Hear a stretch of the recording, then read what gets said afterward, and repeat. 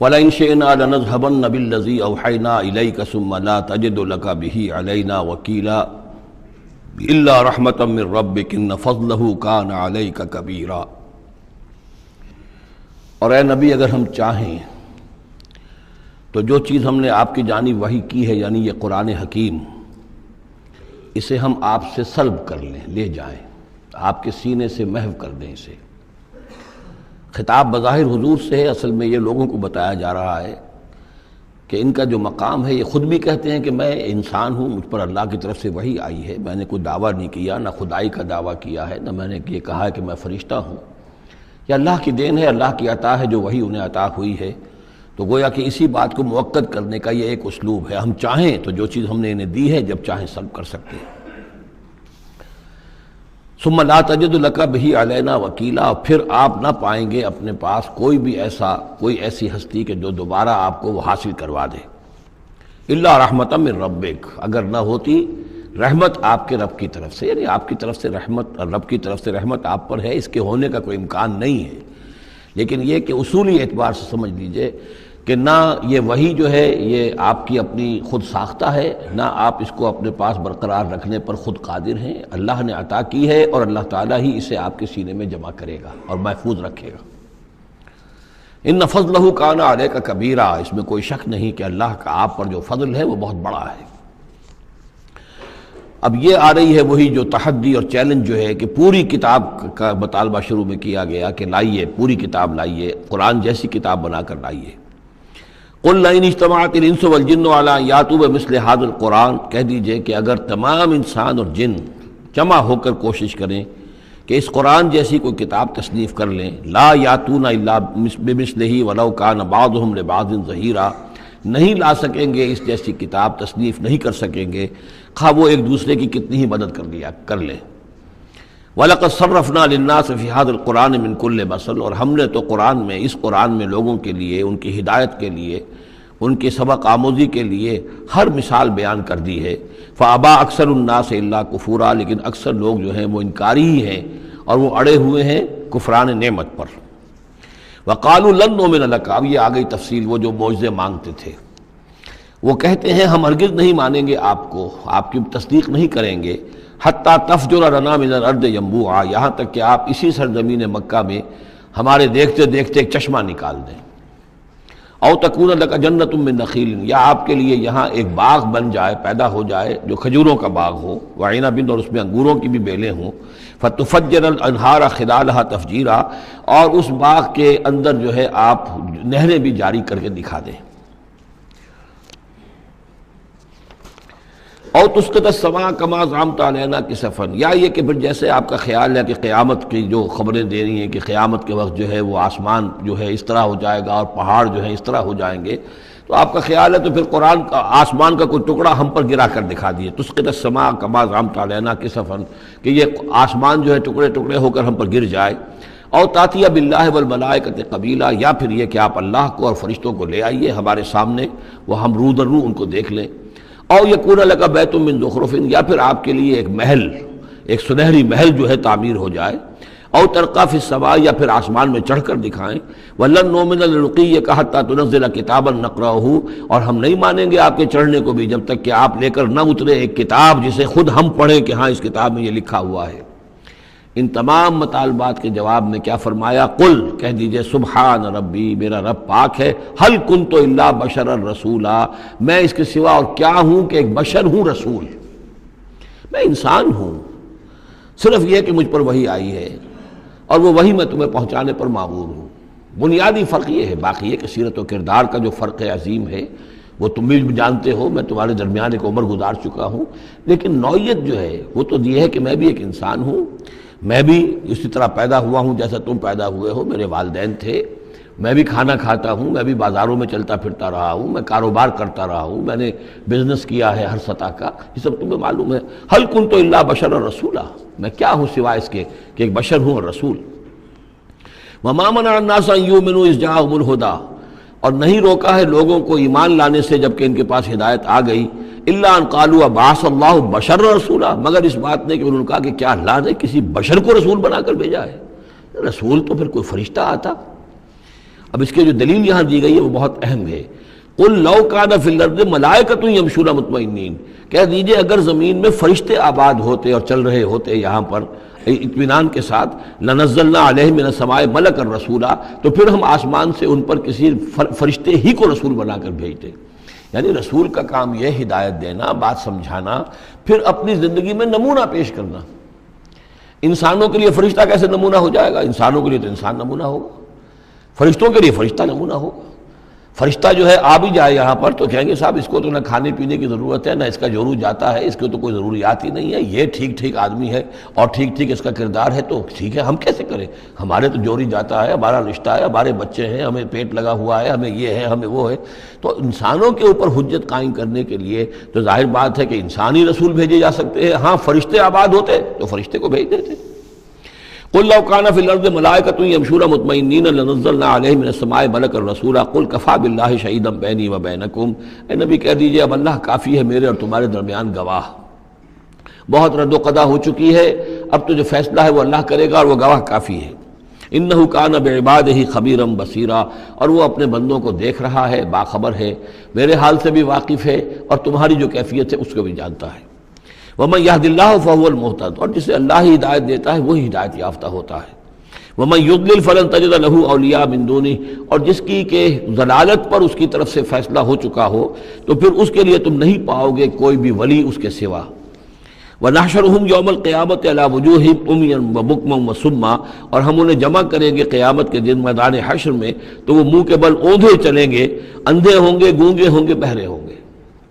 مَأْوَاهُمْ جَهَنَّمُ، اور ان کا ٹھکانہ ہوگی آگ جہنم. کلما خبت، جیسے جیسے وہ بجھنے لگے گی، زدناہم سعیرا، ہم اسے اور بھڑکا دیا کریں گے. یعنی یہ کہ اگر کہیں اس کی آگ میں کوئی کمی شدت میں، اس کی حرارت میں، تمادت میں آئے گی، ہم اس میں پھر اضافہ کر دیں گے. ذالک جزاؤہم بانہم کفروا، اور یہ ان کے لیے جزا ہے اس لیے کہ انہوں نے کفر کیا بے آیاتنا، ہماری آیات کا. وقالوا اذا كنا عظاما ورفاتا، اور انہوں نے کہا کہ کیا جب ہو جائیں گے ہڈیاں اور وہ بھی چورا چورا، انا لمبعوثون خلقا جدیدا، تو کیا ہم دوبارہ اٹھا لیے جائیں گے ایک نئی تخلیق کی صورت میں. اولم یروا، کیا انہوں نے دیکھا نہیں، ان اللہ الذی خلق السماوات والارض قادر،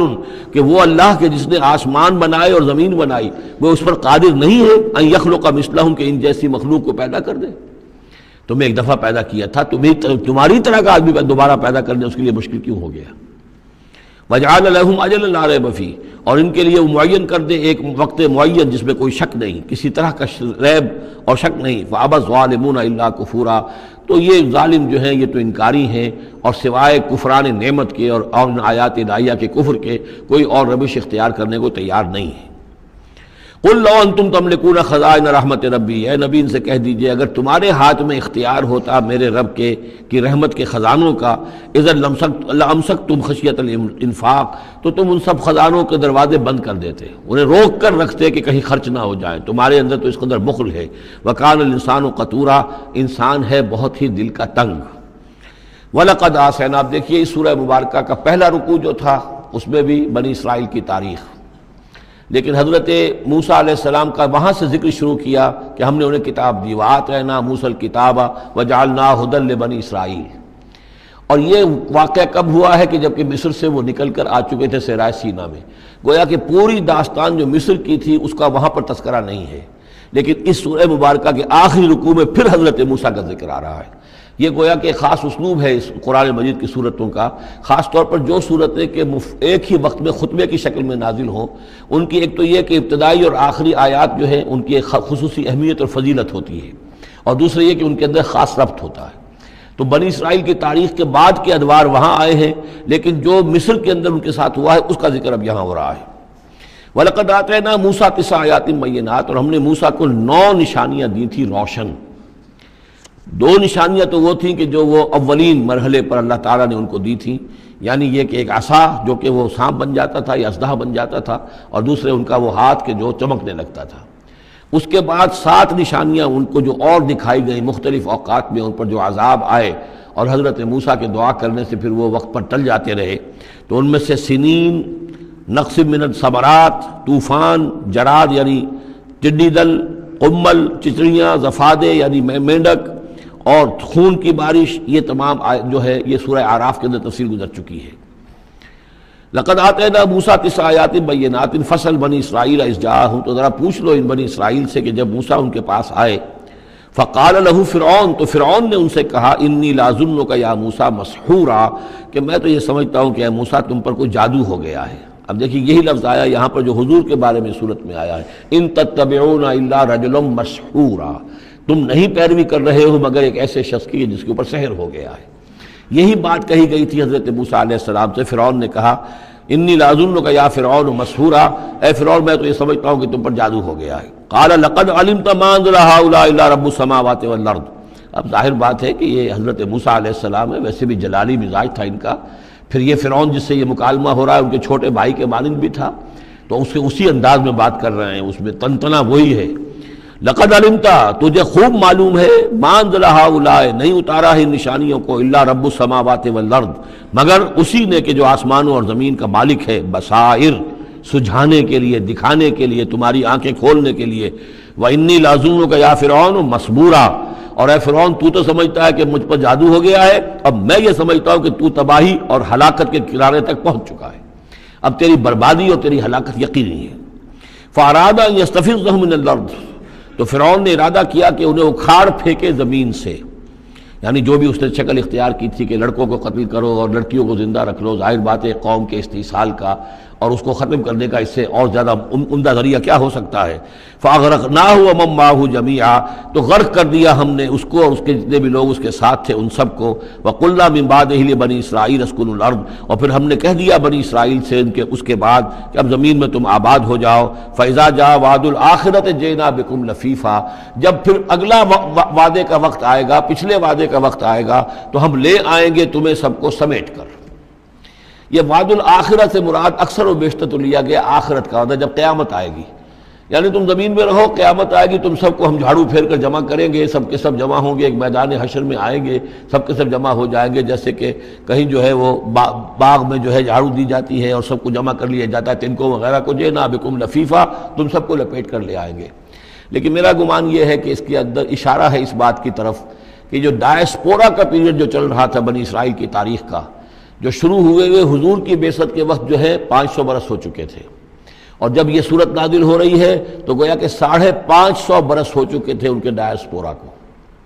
اس لیے کہ 40 برس کی عمر میں تو حضور پر وحی شروع ہوئی ہے اور کم سے کم 10-12 سال اور بیت چکے ہیں۔ 550 برس سے وہ نکال دیے گئے تھے سرزمین فلسطین سے اور وہ منتشر ہو گئے تھے پوری زمین میں، کوئی کہیں کوئی کہیں کوئی کہیں، لیکن اشارہ کیا جا رہا ہے کہ جب آخرت کا وقت قریب آئے گا تو تم سب کو سمیٹ کر لے آئیں گے، جیسے کہ آج ان کو جھاڑو پھیر کر پوری دنیا میں یہودیوں کو فلسطین میں جمع کیا جا رہا ہے، اس لیے کہ ان کا جو آخری جو انجام ہے، جس سزا کے یہ مستحق ہو چکے تھے حضرت مسیح علیہ السلام کو رد کر کے، اور جس سزا کی مزید توثیق ہو گئی جبکہ انہوں نے حضور پر بھی ایمان لانے سے انکار کر دیا، تو اب یہ کنڈیمڈ پرزنرز کے مانند ہے کہ اب ان کی سزا تو ہو چکی ہے لیکن اس کی ایگزیکیوشن ابھی باقی ہے۔ وہ ایگزیکیوشن جو ہے عنقریب وہ وقت آنے والا ہے کہ جب ان کی ایگزیکیوشن ہوگی، اور ظاہر بات ہے پوری دنیا میں پھیلے ہوئوں کے لیے وہ ایگزیکیوشن جو ہے اس کے بجائے بہتر شکل یہ کہ ان کو سمیٹ کر لے آیا جائے۔ تو در حقیقت یہ گریٹر اسرائیل کا قیام جو بھی ہو رہا ہے، اسرائیل تو قائم ہو گیا ہے اور عین ممکن ہے کہ گریٹر اسرائیل بھی قائم ہو جائے جیسا کہ ان کا نقشہ ہے، لیکن یہ کہ وہ ان کا گریٹر گریو یارڈ بنے گا، پھر بالآخر حضرت مسیح ہی زمین پر دوبارہ نازل کیے جائیں گے اور انہی کے ذریعے سے اس قوم کی ہلاکت ہوگی آخری۔ تو جب وہ وقت آئے گا قیامت کے وعدے کا تو پھر ہم تمہیں لے آئیں گے سمیٹ کر، پوری دنیا میں سے جھاڑو پھیر کر تمہیں سب کو ایک جگہ جمع کر لیں گے، واللہ عالم۔ اب اس کے بعد پھر اس سورہ مبارکہ کی آخری آیات میں قرآن مجید کا تذکرہ جو ہے بڑے شاندار الفاظ میں ہے، وَبِالْحَقِّ أَنزَلْنَاهُ وَبِالْحَقِّ نَزَلَ۔ اس کو تو جب تک اس طرح زور دے کر نہ پڑھا جائے تو اس کا جو اصل جو ہے اس کا اثر وہ ظاہر نہیں ہوتا۔ اس قرآن کو ہم نے حق کے ساتھ نازل کیا ہے اور یہ حق کے ساتھ نازل ہوا ہے۔ یہ بالکل ایسے ہی ہے جیسے کہ سورۃ طارق میں ہے وَمَا هُوَ بِالْحَزْلِ إِنَّهُ لَقَوْلٌ فَصْلٌ وَمَا هُوَ بِالْحَزْلِ۔ یہ قرآن اب قول فیصل بن کر نازل ہوا ہے، جیسے کہ حضور نے فرمایا، حضرت عمر رضی اللہ تعالیٰ عنہ راوی ہے ان اللہ یرفع بہذا الکتاب اقواما ویضع بہ آخرین۔ اب اللہ تعالیٰ اسی کتاب کی بدولت قوموں کو اٹھائے گا، مسلمانوں کو اٹھایا، عروج پر پہنچایا، اور اب ہم مسلمانوں نے اسے ترک کر دیا تو ہمیں زمین پر گرا دیا ہے۔ خار از محجوری قرآن شدی شکوہ سنجے گردش دوران شدی، اے چو شبنم برزمی افتندئی در بغل داری کتاب زندگی۔ وَبِالْحَقِّ أَنزَلْنَاهُ وَبِالْحَقِّ نَزَلَ وَمَا أَرْسَلْنَاكَ إِلَّا مُبَشِّرًا وَنَذِيرًا، اور اے نبی ہم نے نہیں بھیجا ہے آپ کو مگر بشارت دینے والا اور نذیر بنا کر، خبردار کرنے والا۔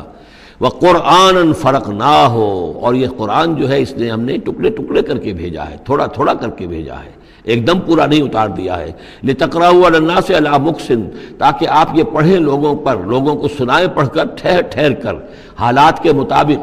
جن حالات سے کہ آپ کی دعوت اور تحریک گزر رہی ہو اسی کی مناسبت سے آیات نازل ہوں۔ سابقہ رسولوں کے حالات میں سے بھی جو واقعات کے اس دور کے ساتھ مناسبت رکھنے والے ہیں انہی کا تذکرہ کیا جائے۔ وَنَزَّلْنَاهُ تَنزِيلًا، اور ہم نے اس کو اتارا ہے تھوڑا تھوڑا کر کے۔ قُلْ آمِنُوا بِهِ أَوْ لَا تُؤْمِنُوا، اے نبی کہہ دیجئے تم اس پر ایمان لاؤ خواہ نہ لاؤ۔ ان الذین اوتوا العلم من قبل، یقیناً وہ لوگ جنہیں اس سے پہلے علم دیا گیا تھا، اذا یتلی علیہم، جب یہ قرآن ان کو پڑھ کر سنایا جاتا ہے، یخرون للاذقان سجدا، تو وہ اپنی ایڑیوں کے، اپنی ٹھوڑیوں کے بل سجدے میں گر پڑتے ہیں، ویقولون، اور کہتے ہیں سبحان ربنا، یہ یقیناً ہوں گے جب قرآن یہ کہہ رہا ہے تو یہود کے علماء میں سے اس وقت جب تک کہ براہ راست جو کنفرنٹیشن نہیں ہوئی تھی، حضور ابھی مدینے نہیں آئے تھے، دور دور سے خبریں آ رہی تھیں، تو بعض لوگ ہوں گے کہ جو دل کے اندر ان کے یہ نیکی کے جذبات جو ہیں وقتی طور پر اٹھے ابھرے، اور انہوں نے قرآن مجید کو پہچان کر پھر یہ کہ وہ سجدے میں گرے اللہ کے سامنے۔ وَيَقُولُونَ سُبْحَانَ رَبِّنَا إِن كَانَ وَعْدُ رَبِّنَا لَمَفْعُولًا، اور وہ کہتے ہیں پاک ہے ہمارا رب، اور یقیناً ہمارے رب کا وعدہ تو پورا ہو کر رہنا ہی تھا۔ اللہ کا تو وعدہ تھا، اللہ نے کہا تھا کہ ایک آخری نبی میں بھیجوں گا، اللہ نے کہا تھا اس کے منہ میں اپنا کلام ڈالوں گا۔ یہ کتاب استثناء جو ہے ڈیٹرانومی، اس کا باب جو ہے 18، اس کی 18 اور 19ویں آیات کے اندر ہے کہ میں ان کے بھائیوں میں سے اے موسیٰ تیرے مانند ایک نبی اٹھاؤں گا، ان کے بھائیوں میں سے، بنی اسرائیل کے بھائی بنی اسماعیل، ان میں سے تیرے مانند ایک نبی اٹھاؤں گا اور اس کے منہ میں اپنا کلام ڈالوں گا، اور وہ لوگوں سے وہی کچھ کہے گا کہ جو میں اسے بتاؤں گا۔ اب اس کی مصداق آ گیا، ان کان وعد ربنا لمفعولا، یقیناً ہمارے رب کا وعدہ تو پورا ہونا ہی تھا۔ وَيَخِرُّونَ لِلْأَذْقَانِ يَبْكُونَ، اور وہ گر پڑتے ہیں اپنی ٹھوڑیوں کے بل روتے ہوئے۔ وَيَزِيدُهُمْ خُشُوعًا، اور ان کے اندر خشوع اور خضوع کے اندر اضافہ ہو جاتا ہے۔ آیت سجدہ ہے، سجدہ کر لیجئے۔ عظیم خزانے ہیں معرفت خداوندی کے اور توحید ربانی کے۔ اسی طرح کی 2 آیات آئیں گی سورہ کہف کے آخر میں۔ قُلِ ادعوا اللَّهَ أَوِ ادعوا الرَّحْمَٰنَ، کہو کہ چاہے اللہ کہہ کر پکار لو اور چاہے رحمان کہہ کر پکار لو۔ ایما تدعو، جس سے تم پکارو، فَلَهُ الْأَسْمَاءُ الْحُسْنَى، یہ جان لو کہ تمام اچھے نام اسی کے ہیں، ہر خیر، ہر خوبی، ہر بلائی، ہر حسن، ہر کمال، ہر جمال، جو بھی تم تصور کر سکتے ہو، any good, any beauty, any perfection, جس چیز کا تصور کرو وہ اللہ کی ذات میں بتمام و کمال موجود ہے۔ فَلِلَّهِ الْأَسْمَاءُ الْحُسْنَى قُلِ ادعوا اللَّهَ أَوِ ادعوا الرَّحْمَٰنَ أَيَّمَّا تَدْعُوا فَلَهُ الْأَسْمَاءُ الْحُسْنَى وَلَا تَجْهَرْ بِصَلَاتِكَ وَلَا تُخَافِتْ بِهَا، اور جب اس سے تم سرگوشی کیا کرو، مناجات کیا کرو نماز پہ، تو نہ تو اپنی آواز بہت پست رکھو اور نہ ہی اس کو بہت زیادہ بلند کرو۔ وَابْتَغِ بَيْنَ ذَلِكَ سَبِيلًا، بلکہ اس کے بین ایک روش اختیار کرو۔ آخری آیت جو ہے یہ یوں سمجھیے کہ اپنے مضمون کی مناسبت کے اعتبار سے تو واقعتاً یہ ہے کہ یہ سورہ اخلاص کے تقریباً ہم وزن آیت ہے۔ 5 انداز سے اس میں اللہ تعالیٰ کی توحید اور عظمت کا بیان ہے ایک آیت میں۔ قل الحمد للہ، کہیے کل حمد، کل شکر اللہ کے لیے، الذی لم یتخذ ولدا، دوسری بات جس نے کہ کسی کو اپنی اولاد نہیں بنایا، نہ بیٹا نہ بیٹی، لم یلد ولم یولد، سورہ اخلاص۔ ولم یکن لہ شریک فی الملک، نمبر 3، اس کا کوئی ساجی نہیں ہے بادشاہی میں، تنہا مالک ہے، مالک الملک، کوئی اختیار کسی کے پاس نہیں ہے۔ چوتھی بات، وَلَمْ يَكُنْ لَهُ وَلِيٌّ مِّنَ الذُّلِّ، اس کا کوئی ولی کمزوری کی وجہ سے نہیں ہے۔ تم دوستیاں نبھاتے ہو، پالتے ہو اس لیے کہ تمہیں ضرورت ہوتی ہے، دوست وقت پہ کام آئے گا۔ تم اس کی کبھی کوئی ناجائز بات بھی ماننے پہ مجبور ہو جاتے ہو، دوست ہے اس کی بات کیسے ٹال دوں، اس لیے کہ دل میں یہ ہوتا ہے کہ کبھی مجھے بھی اس سے کوئی بات منوانی پڑے گی، ضرورت ہو سکتا ہے۔ اللہ کو کوئی احتیاج نہیں، تمہاری دوستیوں کے ساتھ تمہاری احتیاجیں، تمہاری کمزوریاں بھی وابستہ ہیں، اللہ کی دوستی ہے لیکن اس کی کسی کمزوری کی بنیاد پر نہیں،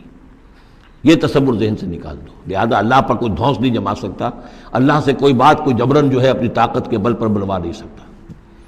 اور سب سے بڑی پھر پانچویں بات وَكَبِّرْهُ تَكْبِيرًا،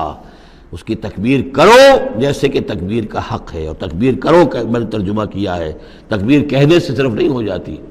اللہ اکبر کہنا جو ہے یہ تو صرف ایک پہلا درجہ ہے۔ ہم نے کہا اللہ بڑا ہے، اللہ کو بڑا کرو جیسا کہ بڑا ہونا چاہیے، تمہاری پارلیمنٹ میں اس کی بڑائی مانی جائے، طے ہو اس پارلیمنٹ کے اوپر تلوار لٹکی ہوئی ہے، کتاب و سنت کے خلاف کوئی قانون سازی یہاں نہیں ہو سکتی، تب معلوم ہوا کہ اس پارلیمنٹ میں اللہ بڑا ہے۔ تمہاری عدالت کے اندر اللہ بڑا ہو، معلوم ہو کہ اللہ کے قوانین کے خلاف یہاں کوئی فیصلہ نہیں ہو سکتا۔ وَمَن لَّمْ يَحْكُم بِمَا أَنزَلَ اللَّهُ فَأُولَٰئِكَ هُمُ الْكَافِرُونَ، جب تک اس پر عمل نہیں ہوتا اللہ بڑا کہاں ہے؟ اللہ کو تو آپ نے مسجدوں میں بند کر دیا، مسجدوں میں رہو، بس یہاں ہم تیری تکبیر بھی کریں گے، جو بھی ہے، جو بھی ہم کچھ تسبیح تحمید کرتے رہیں گے، بازار سے باہر نہ، مارکیٹ میں بھی کوئی اور چیز بڑی ہے، گھر میں بھی بیوی بڑی ہے، کیا کریں بیوی نہیں مانتی، کیا کریں جی عورتیں نہیں مانتی، بات تو واقعی غلط ہے، آپ جو کہہ رہے ہیں بات صحیح ہے، لیکن کیا کریں عورتیں نہیں مانتی، کون بڑا ہے؟ بڑا تو پھر اللہ نہیں ہے۔ کبر ہو تکبیرا، اسے بڑا کرو جیسے کہ بڑا کرنے کا حق ہے۔ تو یہ 5 اسلوب ہیں اس میں کہ جو توحید کے بیان ہوئے ہیں۔ سورۃ الکہف، بسم اللہ الرحمن الرحیم، الحمد للہ الذی انزل علی عبدہ الکتاب ولم یجعل لہ عوجا۔ یہ پوائنٹ میں نوٹ کرا چکا ہوں کہ آخری آیت کیا تھی؟ قل الحمد للہ، کہو کل حمد اللہ کے لیے ہے۔ یہ آخری آیت تھی سورہ بنی اسرائیل کی، اور سورہ کہف کی آیت شروع ہو رہی ہے الحمد للہ الذی، گویا کہ اس حکم کی تعمیل جو ہے اس سے آغاز ہو رہا ہے اس سورہ مبارکہ کا۔ اس کو میں نے کہا تھا یہ انٹرلاکڈ ہیں دونوں صورتیں جو ہیں، جیسے آتا ہے تورات میں کہ حضرت یعقوب اپنے بھائی عیسو کی ایڑیاں پکڑے ہوئے تولد ہوئے، یہ جڑواں پیدا ہوئے تو 2 بھائی عیسو اور یعقوب۔ عیسو بڑے تھے، یعنی بڑے اس معنی میں جو بھی ہوتے ہیں جڑواں، ان میں جو پہلے جس کی ولادت ہو جائے وہ بڑا ہوتا ہے، چاہے 2 منٹ کا فرق ہو 5 منٹ کا فرق ہو۔ تو اس کی ولادت کے بعد پھر حضرت یعقوب، تو عقب کہتے پیچھے کو، پیچھے آنے والا، یعقوب اس لیے ان کا نام پڑ گیا ہے کہ یہ پچھلا ہے۔ جو پہلا تھا وہ عیسو تھا، عیسو کے بارے میں کچھ معلوم نہیں، ان کی اولاد وغیرہ کدھر گئی، بہرحال وہ ایک علیحدہ بحث ہے۔ تو اسی طریقے سے یہ سورہ کہف جو ہے گویا کہ سورہ بنی اسرائیل کی ایڑیاں پکڑے ہوئے قرآن مجید میں وارد ہو رہی ہے۔ اس میں آپ دیکھیے الحمدللہ الذی انزل علی عبدہ، وہی اللہ تعالیٰ نے اللہ کے اپنے رسول کی جو نسبت ہے اس کو عبد کے نمایاں کیا ہے، کتاب نازل کی ولم یجعل لہ عوجا، اور اس میں کوئی کجی نہیں رکھی، قیما سیدھی، ٹھیک ٹھیک، روشن مبین، لینذر بأسا شدیدا۔ اب یہ ہے لفظ جو بہت زیادہ غور کرنے کے قابل ہے۔ اس کتاب کے حضور پر نزول کے مقاصد میں سے ایک یہ بھی ہے خبردار کر دیں ایک بہت بڑی آفت سے۔ ویسے باسن جب واحد آتا ہے تو عام طور پر اس کے معنی جنگ ہوتے ہیں، جب جمع میں آتا ہے تو سختی، مصیبت، بھوک، فاقہ، یہ سارے بأسا۔ آیت البر میں بھی ہم نے پڑھا والصابرین فی البأساء والضراء وحین البأس۔ بأسا جب جمع میں آیا ہے تو فقر و فاقہ، تکلیف، مصیبت، اور حین الباس جنگ کے وقت۔ تو ان دونوں کو ذہن میں رکھیے، بہت بڑی آفت، بہت بڑی آفت، بہت بڑی آفت۔ ایک تو ہے دجالی فتنے کی، دجال المسیح الدجال جو آنے والا ہے، جس کے بارے میں حدیث میں آتا ہے کہ کوئی نبی اور رسول ایسا نہیں گزرا جس نے اپنی قوم کو دجال کے فتنے سے آگاہ نہ کیا، اور پوری انسانی تاریخ میں دجال کے فتنے سے بڑا کوئی فتنہ نہیں ہوگا، اور وہ ہر بندہ مومن کے امتحان کے لیے کڑا ترین جو ہے مرحلہ آ جائے گا، سخت ترین امتحان اس کا لیا جائے گا۔ تو یہ جو سختی ہے اس کی خبر دیتے ہوئے یہ سورہ مبارکہ نازل ہو رہی ہے۔ اور خاص طور پر اسے باسن اگر جنگ کے معنی میں لیں تو الملحمۃ العظمیٰ، کتاب الملاحم، جو کہ آپ دیکھیں گے احادیث کی کتابوں میں پورا باب ہے کتاب الملاحم، اور اس کا تعلق بھی دجال کے ساتھ ہے، کیونکہ پھر دجال ہی کو قتل کریں گے حضرت مسیح علیہ السلام نازل ہو کر۔ تو یہ سارا مسئلہ جو ہے اس کی خبر دینے کے لیے قیما لینذر بأسا شدیدا من لدنہ، گویا کہ یہ جو احادیث کی کتابوں میں آپ کو حدیث کے یہ ابواب ملتے ہیں، چاہے وہ کتاب الفتن ہو اور چاہے وہ کتاب جو ہے آثار قیامہ ہے، اس طرح کے جتنے بھی ہیں، اور کتاب الملاحم ہے، یہ گویا کہ اس کی شرح ہے لینذر بأسا شدیدا من لدنہ، اور یہ ہوگا بھی خاص اللہ کی طرف سے، یہ آزمائش بھی، یہ دجال کا فتنہ بھی، یہ بہت بڑی جنگ بھی، جس کو آرمگڈون کہتے ہیں، کرسچین جو ٹریڈیشن ہے اس میں اس کے لیے لفظ ہے آرمگڈون، ایک بہت بڑی جنگ ہوگی۔ ڈکشنری میں بھی آپ دیکھیں گے کہ خیر اور شر کی قوتوں کے درمیان اس دنیا کے خاتمے سے پہلے ایک بہت بڑی جنگ ہونی ہے جس کا نام یارمگڈون ہے۔ لِيُنذِرَ بَأْسًا شَدِيدًا مِّن لَّدُنْهُ وَيُبَشِّرَ الْمُؤْمِنِينَ الَّذِينَ يَعْمَلُونَ الصَّالِحَاتِ، اور تاکہ بشارت دے وہ ان اہل ایمان کو جو نیک عمل کرتے ہوں، أَنَّ لَهُمْ أَجْرًا حَسَنًا، کہ ان کے لیے ہوگا بہت اچھا بدلہ، مَاكِثِينَ فِيهِ أَبَدًا، اور وہ اس میں رہیں گے ہمیشہ ہمیشہ۔ یہ جو دجالی فتنہ ہے اس کے ساتھ ایک خاص مناسبت ہے سورہ مبارکہ کی۔ احادیث میں آتا ہے کہ دجالی فتنے کے اثرات سے بچنے کے لیے اس سورہ مبارکہ سے ذہنی اور قلبی رشتہ مفید ہے، اس کی تلاوت کرتے رہنا، خاص طور پر جمعے کے روز پوری سورہ کہف، ورنہ یہ کہ کم سے کم اس کی ابتدائی اور آخری آیات ان کی بڑی اہمیت ہے۔ دجالی فتنہ اصل میں کیا ہے سمجھ لیجئے کہ ایک تو ہے دجالی فتنہ بالعموم، دجل کہتے ہیں فریب کو، جیسے کہ کوئی نبی نہیں ہے، وہ اس نے فریبی لبادہ اوڑھ لیا، نبوت کا دعویٰ کر رہا ہے، وہ دجال ہے۔ تو اس طرح کی تو حضور نے فرمایا ہے کہ 30 دجال پیدا ہوں گے، انہی میں سے ایک ہمارے زمانے کے اندر جو ہے یہ غلام احمد قادیانی بھی تھا، وہ دجال تھا جس نے کہ اعلان کیا کہ میں نبی ہوں جبکہ وہ نبی نہیں تھا، تو فریبی بنا ہوا جس نے کہ ملمہ اپنے اوپر چڑھایا ہوا ہے۔ اسی طریقے سے دجالی فتنہ یہ جو ہے اس پوری دنیا میں اس وقت جو فتنہ ہے وہ یہ ہے کہ مادہ پرستی کا اتنا غلبہ ہو چکا ہے ذہنوں کے اوپر، افکار کے اوپر، لوگوں کے نظریات کے اوپر، لوگوں کی اخلاق کے اوپر، لوگوں کے اقدار جو ہیں، ویلیوز جو ہیں اس کے اوپر، کہ وہ آخرت کو بالکل بھول گئے، اللہ کو بھول گئے، اسباب کے اندر گم ہے، مسبب الاسباب سے ذہول ہو گیا، دنیا ہی دنیا ہے، آخرت کو بھولے ہوئے ہیں، مادہ ہی مادہ ہے، روح سے کوئی سروکار ہی نہیں۔ یہ ہے بالعموم جس کا نام دجالی فتنہ ہے کہ حقیقت کے اوپر پردہ پڑا ہوا ہے، آخرت پر دنیا کا پردہ پڑا ہوا ہے۔ یہ دنیا جو ہے در حقیقت کیا ہے؟ وَمَا الْحَيَاةُ الدُّنْيَا إِلَّا مَتَاعُ الْغُرُورِ، یہ دھوکے کا سامان ہے۔ اصل زندگی کو اس نے ڈھانپا ہوا ہے، ہم نے یہ سمجھ لیا کہ زندگی یہی ہے، اسی کے لیے بھاگ دوڑ، محنت، صبح و شام، اسی کے مستقبل کی فکر ہے، لیکن اصل زندگی اس کی کوئی فکر ہی نہیں ہے۔ باقی ایک دجال جو ہے جو آئے گا وہ معاملہ احادیث کے اندر بھی بڑی طوالت کے ساتھ ہے، اور اس میں کافی پیچیدگیاں بھی ہیں، بعض چیزیں جو ہیں ایک دوسرے سے کچھ مختلف بھی ہیں، اس میں پھر اہل علم کو بہرحال مطابقت پیدا کرنی پڑتی ہے۔ میں نے جہاں تک اپنی کوشش کی ایک رائے تک میں پہنچا ہوں، لیکن ابھی میں اسے بیان نہیں کر رہا ہوں۔ بہرحال دجالی فتنے کی خبریں موجود ہیں بہت شدت کے ساتھ، اور اس صورت کا پڑھنا جو ہے اس میں بہت مفید ہے۔ اس صورت کے مضامین کا دجالی فتنہ بالعموم سے کیا تعلق ہے وہ تو اس ہم دورہ ترجمہ دوران کے اس کے دوران بھی آپ کو معلوم ہو جائے گا، لیکن اس کے جو خاص بڑے مباحث ہیں، خاص طور پر یہ کہ ایک ہمارے بہت بڑے عالم گزرے ہندوستان میں اس صدی کے آغاز میں، مولانا مناظر احسن گیلانی، انہوں نے اس میں باقاعدہ کتاب لکھی ہے، آپ کو مل جائے گی بازار میں بھی، اصحاب کہف کے جو کا معاملہ سورہ کہف کے مباحث ہیں ان کے۔ میں نے اس کو اپنی ایک تقریر کے اندر کسی خطاب جمعہ میں سورہ کہف کے مضامین کا خلاصہ بیان کیا تھا، جس کا عنوان ہے دنیا کی حقیقت۔ ظاہر بات ہے تفاصیل زیادہ جو ہیں وہ میرے لیے ممکن نہیں ہے کہ اس دورہ ترجمہ کے دوران بیان کر سکوں۔ وَيُنذِرَ الَّذِينَ قَالُوا اتَّخَذَ اللَّهُ وَلَدًا، اور خبردار کر دے ان لوگوں کو جنہوں نے کہا کہ اللہ نے بیٹا بنایا۔ یہ ساری دجالیت جو ہے اس کی جڑ کیا ہے؟ مسیحیت، جو موجودہ مسیحیت ہے، جو حقیقت میں مسیحیت نہیں ہے، پولزم ہے، جس کی بنیاد تثلیث پر ہے کہ اللہ کا بیٹا بنا دیا حضرت مسیح علیہ السلام کو، اور انہیں کفارہ بنا دیا، تمام جو بھی مان لے ان کو ان کے گناہوں کا، پیش کی معافی ہے ان کے گناہوں کی جو حضرت مسیح پر ایمان لے آئے، اور نمبر 3 شریعت ساقط کر دی، اور نمبر 4 سارا اختیار جو ہے وہ پوپ کے ہاتھ میں دے دیا گیا کہ تم جو چاہو جس چیز کو چاہو حلال کرو، جس چیز کو چاہو حرام کر دو۔ ان چیزوں نے مل کر نفس مذہب کو اس قدر قابل نفرت شے بنا دیا کہ یورپ کے عوام کے اندر مذہب کے خلاف شدید نفرت پیدا ہو گئی۔ چنانچہ اس کے بعد جب مسلمانوں کے زیر اثر وہاں پر علم پھیلا ہے، ہسپانیہ کی یونیورسٹیوں سے علوم اور فنون جو ہیں یہ فرانس اور اٹلی اور جرمنی کے نوجوان آتے تھے، اور وہاں آ کر وہ قرطبہ اور غرناطہ اور طلیطلہ کی یونیورسٹیوں سے پڑھ کر جاتے تھے، تو ان کے زیر اثر جو ایک ریفرمیشن شروع ہوئی، اصلاح مذہب، اور ایک رینائسنس، تحریک احیاء العلوم، وہ جو اصل تو تحریک تھی اس بات کی کہ انسان علم کی طرف دوبارہ رجوع کرے، لیکن یہ کہ وہ علم جب آگے بڑھا ہے تو وہاں پہ عیسائیت کے خلاف جو رد عمل تھا اس کی وجہ سے اس میں مذہب کی دشمنی جو ہے اس تحریک کے اندر خود بخود شامل ہو گئی۔ تو مذہب سے بیزاری، روحانیت کا انکار، آخرت سے بالکل بے پرواہی اور اس کا بھی انکار، اور خدا ہے یا نہیں ہے اس سے کوئی سروکار نہیں. یہ جو اس تہذیب کے اصل میں اثرات بنے ہیں سارے، یہ اسی غلطیوں کا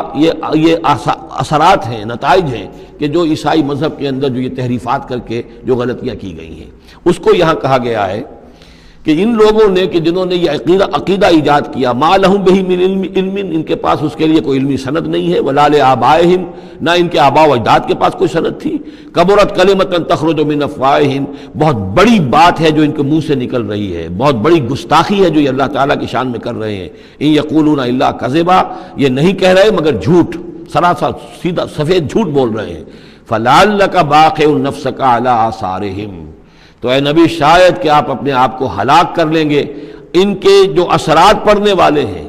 عیسائیت کے اس غلط عقیدے کے جو نتائج برآمد ہوئے ہیں، جب یہ نتائج ظاہر ہوں گے تو وہ اتنے سنگین ہوں گے، فلعلک باخع نفسک، کہ ان کے احساس سے اور ان کے ادراک سے شاید کہ آپ اپنے صدمے سے اپنے آپ کو ہلاک کر لیں. ان لم یؤمنوا بہذا الحدیث اسفا، اگر یہ لوگ اس حدیث پر، اس قرآن پر، یہ بات جو بتائی جا رہی اس پر ایمان نہ لائے، اس پر ایمان نہ لائے، اپنے اس غلط عقیدے پر قائم رہے، اس غلط مذہب کو انہوں نے برقرار رکھا، تو اس کا جو رد عمل ہوگا نوع انسانی پر، اور اس سے تاریخ انسانی اور انسانی ثقافت جس غلط رخ پر پڑے گی، جو دجالیت کا فتنہ اسے جنم لے گا، ان تمام چیزوں کے اثرات سے شاید آپ کو اتنا صدمہ ہو کہ فلعلک باخع نفسک علی آثارہم ان لم یؤمنوا بہذا الحدیث اسفا.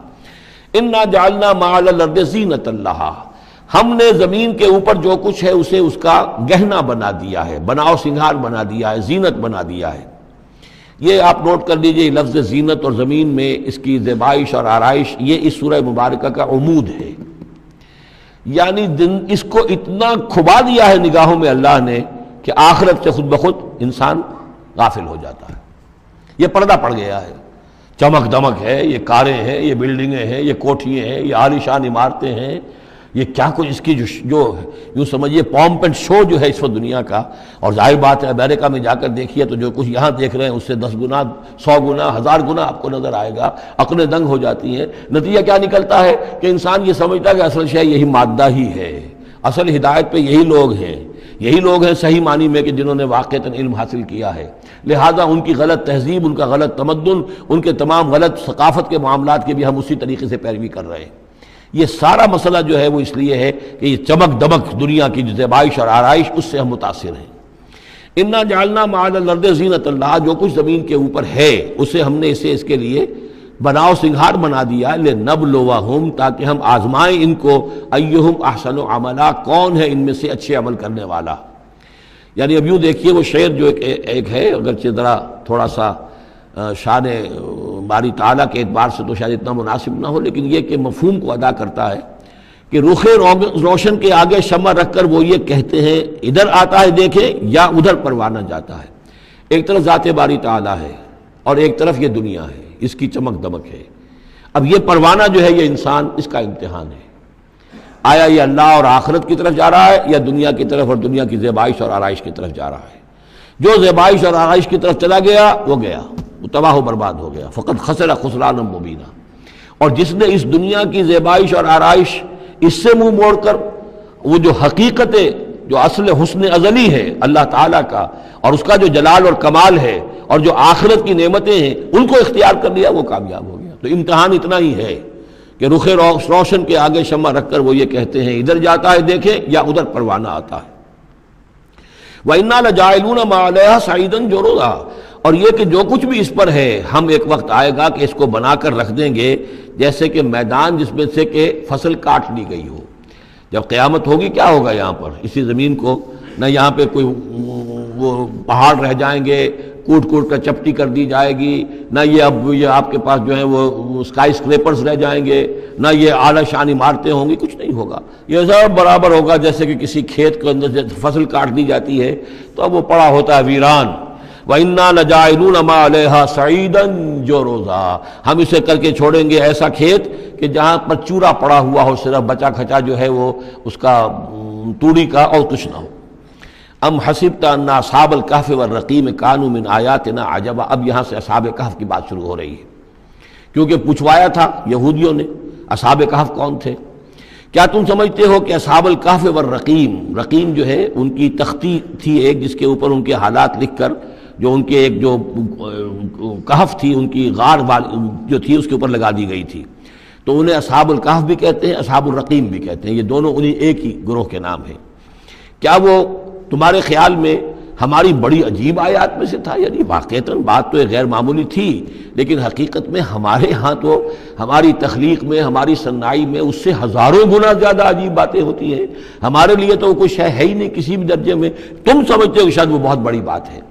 یہ سابق کہف کا جو قصہ ہے، اب میں سمجھتا ہوں کہ پورے وثوق کے ساتھ ہم کہہ سکتے ہیں کہ یہ قصہ کیا تھا۔ دیکھیے، جب حضرت مسیح علیہ السلام آئے ہیں تو یہ پورا علاقہ جو ہے فلسطین کا، اور یہاں پہ جو آپ نے تبلیغ کی ہے، تو یہ اس وقت رومن امپائر کا ایک حصہ تھا۔ اگرچہ مقامی طور پر ایک لوکل بادشاہ جو تھا یہودی وہاں پر حکومت کر رہا تھا، لیکن وہ پپٹ تھا، اصل میں تو حکومت جو تھی رومیوں کی، جو رومی تھے بت پرست۔ اور اس کے بعد چونکہ انہوں نے بغاوت کی، حضرت مسیح تو اٹھا لیے گئے سن 30 عیسوی کے آس پاس یا 33 عیسوی کے آس پاس، لیکن اس کے بعد جو ہے ان یہودیوں نے بغاوت کی رومیوں کے خلاف، جس کے نتیجے میں سن 70 عیسوی میں ٹائٹس رومی نے تو ان کی حکومت بھی ختم کی اور بیت المقدس کو برباد کیا، یروشلم کو تباہ کیا، 1,33,000 یہودیوں کو قتل کیا اور ان کو بھیج دیا، نکال دیا وہاں سے باہر۔ اس وقت کا معاملہ یہ ہے کہ اب کوئی اکے دکے جو بھی رہ جاتے تھے یہاں پر، کوئی یہودی یا عیسائی، یہودیوں کو تو نکال دیا، عیسائی رہ گئے، لیکن عیسائیوں پر بھی بہت ظلم ہوتا تھا۔ یہ موحد تھے، حضرت عیسیٰ کے ماننے والے، وہ بت پرست تھے۔ تو اس زمانے میں کہیں بادشاہ کوئی تھا، ڈیسیس یا دقیانوس جس کو کہتے ہیں، اس کے زمانے میں کچھ جو عیسائی تھے حضرت عیسیٰ پر ایمان رکھنے، آج کے عیسائیوں پر قیاس نہ کیجئے، جو نصارہ تھے، حضرت عیسیٰ کو ماننے والے جو موحدین تھے، ان میں سے کچھ نوجوانوں کی پیشی ہوئی بادشاہ کے دربار میں۔ انہوں نے کہا کہ تم اپنے نئے دین سے اگر باز نہیں آؤ گے، اتنے دن کی مہلت تمہیں دی جا رہی ہے تو تمہیں سولی چڑھا دیا جائے گا، بس مہلت دی جا رہی ہے، جاؤ غور کر لو، سوچ لو۔ ان لوگوں نے آ کر سوچا کہ اب نہ تو ہمارے لیے یہ ممکن ہے کہ ہم مقابلہ کر سکیں، چلو کسی غار میں چھپ جاتے ہیں، دیکھیں اللہ تعالیٰ کیا کرتا ہے ہمارے لیے۔ وہ ایک غار میں جا کر چھپ گئے، اور غار میں جا کر چھپے ہیں تو اللہ نے انہیں وہاں پر سلا دیا، موت تاری نہیں کہ سلا دیا۔ اللہ کروٹ بھی بدلواتا رہا، ان کے لیے سارا کچھ بندوبست کیا، اللہ کی قدرت میں تھا۔ حضرت عزیر کو 100 برس کے لیے مار دیا تھا، موت کے بعد ان کو دوبارہ زندہ کر دیا۔ لیکن یہ کہ ان کا معاملہ یہ ہے کہ ان کو وہاں پر جو ہے تقریباً 300 برس یہ وہاں پر پڑے رہے اس غار کے اندر۔ غار کی شکل کچھ خاص ایسی تھی کہ ادھر آنا جانا لوگوں کا تھا ہی نہیں، اور یہ ہے جو موجودہ ترکی کے علاقے میں شہر ایفسس ہے ایک، اس کے آس پاس ہے اس طرح کے غار، جیسے اجنٹا کے غار ہندوستان کے مشہور ہیں، ایسے ہی وہاں بھی غاروں کا سلسلہ ہے، اور ہیں بھی وہ ایسے کہ ان کے دہانے جو ہے وہ ہے شمال کی جانب، تو دھوپ ان میں براہ راست نہیں جاتی، صرف یہ کہ ریفلیکٹڈ لائٹ تو آتی ہے لیکن یہ کہ براہ راست دھوپ نہیں جاتی، تو ایک طرح کا اندھیرا سا اس کے اندر، ٹوائی لائٹ جسے آپ کہہ لیں، وہ رہتا ہے سارا دن۔ وہاں پر یہ 300 برس تک سوتے رہے۔ اس 300 برس کے عرصے میں یہ ہوا کہ رومن امپائر جو ہے اس نے خود عیسائیت اختیار کر لی۔ 300 عیسوی کے اندر کانسٹنٹائن جو تھا ایمپرر، وہ عیسائی ہو گیا، اب پوری امپائر جو عیسائی ہو گئی۔ اب اس کے زمانے میں اس کے بعد تھیوڈوسیس ہے ایک، 446 عیسوی میں یہ تھا، اس کے زمانے میں اللہ تعالیٰ نے ان لوگوں کو جگایا 300 برس کے بعد۔ اب یہ سمجھ رہے ہیں کہ وہی زمانہ ہے، وہی کفار کی حکومت ہے، وہی مشرکین ہے۔ اب انہوں نے ڈرتے ڈرتے اپنے کسی ایک آدمی سے کہا بھائی جاؤ یہ لے کے سکہ لے کر جاؤ، چاندی کا، اور کچھ نہ کچھ کھانے پینے کے لیے لے کر آؤ، دیکھنا لیکن اس طرح ہو کہ ہمارا پتہ نہ چل جائے کہ ہم یہاں چھپے ہوئے ہیں۔ وہاں جو گئے انہوں نے وہ سکہ پیش کیا، ان کا یہ سکہ تمہارے پاس کہاں سے آیا؟ یہ تو بہت پرانا سکہ ہے، تو 400 سال پرانا، 300 سال پرانا سکہ کہاں سے لے آئے تمہیں کوئی خزانہ ملا ہے؟ بہرحال اس حوالے سے اب وہ جو ہے وہ پکڑے گئے، ان کی حالت جو ہے وہ جو بات سامنے آ گئی، لیکن جب بات سامنے آ گئی تو اب ان کا تو بہت یعنی وہ عزت کی گئی، اس لیے کہ اب تو جو ان کا مذہب تھا در حقیقت پوری مملکت کا مذہب وہی ہو چکا تھا، تو صورتحال تو تبدیل ہو چکی ہے۔ پھر یہ کہ اس کے بعد تفصیل معلوم نہیں ہے کہ غالباً وہ جا کر اپنی اسی غار میں وہ سو گئے ہیں، یا دوبارہ اللہ نے ان پر وہیں پر موت طاری کر دی ہے، اس کا دروازہ بند کر کے اور اس پر ایک تختی لگا دی گئی ہے۔ یہ اصحاب کہف ہے۔ گبن کی جو ہے the decline and fall of Roman Empire, اس میں بھی یہ 7 سلیپرز، 7 سونے والے، ان کی کہانی موجود ہے۔ یہ چیز جو ہے گویا کہ رومن لٹریچر کے اندر موجود تھی، اس کا جو ذکر موجود تھا، اور قرآن مجید میں یہ امتحاناً سوال کیا گیا حضور سے، تو اس کا جواب دیا گیا کہ یہ 300 برس تک کچھ لوگوں کو سلا دینا، یہ اللہ تعالیٰ کے نزدیک تو کوئی بڑی بات نہیں ہے، تمہارے نزدیک ام حسبت ان اصحاب الکہف والرقیم کانوا من آیاتنا عجبا اذ ابى الفتية الى الكهف، جبکہ وہ نوجوان آئے اپنے اس غار میں، فقالوا، اور انہوں نے کہا ربنا آتنا من لدنک رحمتا، پروردگار اب خاص اپنے خزانہ فضل سے ہمارے لیے رحمت کا بندوبست فرما، وہیئ لنا من امرنا رشدا، اور ہمارے لیے ہمارے معاملے کے اندر جو ہے وہ کوئی عافیت کا بندوبست فرما۔ فضربنا علی آذانہم، تو ہم نے تھپکی دے دی ان کے کانوں پر، فی الکہف سنین عددا، اسی وہ غار کے اندر جو ہے وہ سوتے رہے کئی سال۔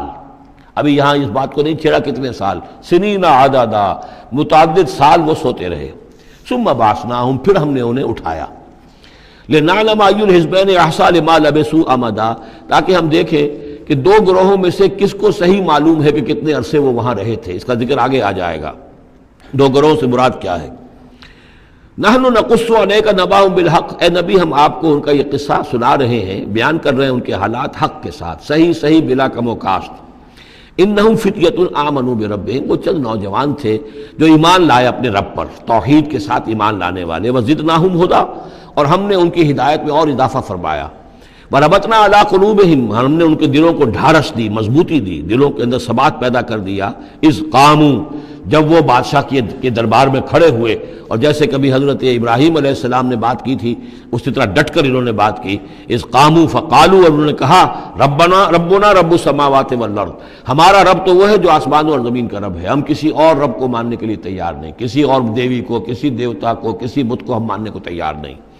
لن ندعو من دونہ الہا لقد قلنا اذا شططا، ہم اس کے ایک الہ کے سوا کسی اور کو پکارنے کے لیے تیار نہیں ہیں، ہم نے اگر ایسی کوئی بات کہی تو یہ تو عقل سے بہت دور کی بات ہو جائے گی۔ ہؤلاء قوم اتخذوا من دونہ آلہہ، یہ جو ہماری قوم ہے اس نے بہت سے آلہہ جو ہیں اختیار کر لیے ہیں اللہ کے سوا، انہوں نے اختیار کر لیے ہیں بہت سے آلہہ اس کے سوا، لولا یاتون علیہم بسلطان بین، تو کیوں نہیں وہ پیش کرتے ان کے اوپر کوئی دلیل، کوئی سند، کوئی اللہ کی طرف سے اتاری ہوئی سند ہو، کوئی آسمانی کتاب ہو۔ فمن ازلم ممن افترى علی اللہ کذبا، تو کون ظالم ہوگا اس شخص سے بڑھ کر کہ جس نے اللہ تعالیٰ کی طرف جھوٹ گھڑ کر منسوب کر دیا۔ تمہارے لیے اب مہلت صرف چند دن کی ہے، اس میں تم فیصلہ کر لو، اگر تم اپنے دین سے واپس نہیں پھرو گے اور ہمارے دین میں واپس نہیں آؤ گے، اپنے دین کو چھوڑ کر نئے دین کو، تو تمہیں ہم ہلاک کر دیں گے۔ اب یہ وہاں سے جا کر مشورہ کر رہے ہیں، وَإِذِ اعْتَزَلْتُمُوهُمْ، اور دیکھو جب تم نے اب ان سے اپنے آپ کو علیحدہ کر لیا ہے، وَمَا يَعْبُدُونَ إِلَّا اللَّهَ، اور ان ہستیوں کو بھی تم نے چھوڑ دیا جن کی وہ پرستش کرتے ہیں اللہ کے سوا، فَآوُوا إِلَى الْكَهْفِ، تو اب آؤ کسی کھو میں، کسی غار میں پناہ لے لیں، يَنشُرْ لَكُمْ رَبُّكُم مِّن رَحْمَتِهِ، تمہارا رب تمہارے لیے وہاں کوئی رحمت کا سامان کر دے گا، وَيُهَيِّئْ لَكُم مِّنْ أَمْرِكُم مِّرْفَقًا، اور تمہارے معاملے کے اندر اللہ تعالیٰ خاص اپنی طرف سے کوئی نرمی اور کوئی آسائش کا سامان پیدا فرما دے گا۔ وَتَرَى الشَّمْسَ إِذَا طَلَعَت تَزَاوَرُ عَنْ كَهْفِهِمْ ذَاتَ الْيَمِينِ، اور تم دیکھو کہ سورج جب طلوع ہوتا تھا تو وہ ان کی اس غار سے کنی کتراتا ہوا داہنی طرف نکل جاتا تھا، یعنی براہ راست دھوپ جو ہے اس میں نہیں آتی تھی۔ وَإِذَا غَرَبَتْ، جب ڈوبتا تھا، تَقْرِضُهُمْ ذَاتَ الشِّمَالِ، تو بھی وہ کنی کترا جاتا تھا بائیں طرف، تو گویا کہ سورج جو ہے یوں جا رہا ہے اور اس غار کا جو منہ ہے وہ شمال کی طرف ہے، لہذا براہ راست جو ہے داہنی طرف سے ہو کر بائیں طرف سے ہو کر سورج نکل گیا، دھوپ جو ہے براہ راست اس پر نہیں آ رہی۔ اسی اصول پر آج کل جو بڑی بڑی بلڈنگز بنتی ہیں جو کارخانوں کی اور ملز کی، اس میں یہ نارتھ لائٹ شیلز بنائے جاتے ہیں، ایسے شیل روف کی ہوتے ہیں کہ جس میں پھر جو روشنی جو ہے وہ نارتھ کی طرف سے لیتے ہیں، کیونکہ ہمارے ہاں جو سورج ہے وہ کبھی بھی نارتھ میں نہیں جاتا، لہذا جو ہے سورج براہ راست کبھی نہیں آئے گا بلکہ انڈائریکٹ لائٹ آئے گی۔ وَهُمْ فِي فَجْوَةٍ مِّنْهُ، اور وہ جو اس غار تھی اندر سے کھلی تھی، اس کھلی غار کے اندر جا کر وہ لیٹ گئے، سو گئے۔ ذَلِكَ مِنْ آیَاتِ اللَّهِ، یہ اللہ کی نشانیوں میں سے ہے، مَن يَهْدِ اللَّهُ فَهُوَ الْمُهْتَدِ، جس کو اللہ ہدایت دیتا ہے وہی ہے کہ جو ہدایت یافتہ ہوتے ہیں، وَمَن يُضْلِلْ فَلَن تَجِدَ لَهُ وَلِيًّا مُرْشِدًا، اور جس کو اللہ تعالیٰ گمراہ کر دے، جس کی گمراہی کا فیصلہ فرما دے، پھر اس کے لیے تم نہیں پاؤ گے کوئی بھی جو حمایتی ہو، مددگار ہو، اس کو راہ پر لانے والا۔ وَتَحْسَبُهُمْ أَيْقَاظًا، صورتحال ایسی تھی کہ تم اگر اس کو دیکھتے تو یہ سمجھتے کہ وہ جاگ رہے ہیں، وَهُمْ رُقُودٌ، حالانکہ وہ سو رہے ہیں۔ وَنُقَلِّبُهُمْ ذَاتَ الْيَمِينِ وَذَاتَ الشِّمَالِ، ہم ان کو کروٹیں بھی دلواتے رہے، داہنی طرف بھی بائیں طرف بھی، تاکہ یہ کہ وہ بیڈ سورز نہ ہو جائیں، ہم جدید اصطلاح میں اگر استعمال کریں تو کروٹ بھی دلوا رہا ہے اللہ تعالیٰ کو ہر قدرت حاصل ہے، اس کے فرشتے معمور ہیں جو کر رہے ہیں، نرسنگ بھی ہو رہی ہے۔ ذات الشمال وکلبہم باسط ذراعہ بالوسید، ان کا ایک کتا بھی تھا جو اپنے دونوں ہاتھ پھیلا کر، دونوں اگلے جو ہے پاؤں جو ہاتھ اس کو سمجھیے، وہ اس کے کوئی بہت ہی خونخوار قسم کا کتا تھا جو اس غار کے منہ پر اپنے دونوں ہاتھ پنجے آگے پھیلا کر بیٹھا ہوا ہے زور سے۔ اس کا نتیجہ کیا نکلتا تھا؟ لو اطلعت علیہم، اگر اچانک تمہارا کہیں وہاں گزر ہو جائے، لولیت منہم فرارا ولملیت منہم رعبا، تو وہاں سے تمہارے اوپر غروب طاری ہو جائے، خوف طاری ہو جائے، اور میں وہاں سے تم بھاگو، کہ بڑا بھیانک منظر ہے، ایک کہف ہے، اندر اندھیرا ہے، اور آگے جو ہے بڑا کوئی ٹیریئر بل قسم کا کتا جو ہے وہ بیٹھا ہوا ہے، خوفناک قسم کا، اور اس نے اپنے پنجے بھی آگے کیے ہوئے ہیں، وَلَمُلِئْتَ مِنْهُمْ رُعْبًا وَكَذَلِكَ بَعَثْنَاهُمْ، اسی طرح پھر ہم نے انہیں ایک وقت میں اٹھایا، لِيَتَسَاءَلُوا بَيْنَهُمْ، تاکہ وہ آپس میں ایک دوسرے سے سوال کریں۔ قَالَ قَائِلٌ مِّنْهُمْ كَمْ لَبِثْتُمْ، ان میں سے ایک نے کہا کتنے عرصے یہاں ہم رہے ہوں گے، کیا خیال ہے آپ کا؟ قَالُوا لَبِثْنَا يَوْمًا أَوْ بَعْضَ يَوْمٍ، انہوں نے کہا کہ ہم رہے ہوں گے ایک دن یا دن کا کچھ حصہ، تھوڑی سی نیند ہم نے لی ہے، استراحت کی ہے، اور کیا کیا ہے۔ قَالُوا رَبُّكُمْ أَعْلَمُ بِمَا لَبِثْتُمْ، کچھ اور تھے، انہوں نے کہا چھوڑو اس بات کو، اللہ تمہارا جانتا ہے کتنی دیر رہے، 2 گھنٹے رہے، 2 دن رہے، کیا پتہ، ہمیں کیا معلوم۔ فَابْعَثُوا أَحَدَكُمْ بِوَرِقِكُمْ هَٰذِهِ، تو لو یہ چاندی کا سکہ، ورق جو ہے چاندی کو کہتے ہیں، تو اس کو دے کر ایک آدمی کو بھیجو إِلَى الْمَدِينَةِ شہر کی طرف، فَلْيَنظُرْ، وہ دیکھے، أَيُّهَا أَزْكَىٰ طَعَامًا، کہاں سے کوئی پاکیزہ خوراک مل سکے۔ ظاہر بات ہے کہ وہ ان کا جو تصورات تھے، موحد بھی تھے، تو وہ پاکیزہ کھانا بھی چاہتے تھے۔ أَيُّهَا أَزْكَىٰ طَعَامًا فَلْيَأْتِكُم بِرِزْقٍ مِّنْهُ، تو اس میں سے کچھ ہمارے لیے راشن لے آئے، وَلْيَتَلَطَّفْ، اور دیکھے کہ وہ نرمی کرے، کسی سے جھگڑ نہ پڑے، کہیں کسی سے جھگڑ پڑا اور جھگڑنے کی وجہ سے پھر کوئی شکل ہو جائے تو ہم تک لوگ پہنچ جائیں، تو بڑی نرمی کے ساتھ وہ معاملہ کرے۔ یہ وَلْيَتَلَطَّفْ نوٹ کر لیجئے،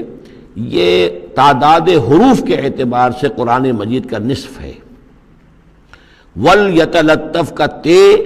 نصف اول میں ہے، لام یہ نصف ثانی میں ہے، یہ عین نصف ہے تعداد حروف، الفاظ نہیں، حروف، الفابیٹس جو ہیں، جو حروف کی گنتی کی گئی ہے اس کے اعتبار سے یہ ٹھیک نصف ہو گیا، آدھے حروف اس کے تا پر پورے ہو گئے اور بقیہ آدھے جو ہیں شروع ہو رہے ہیں لام سے۔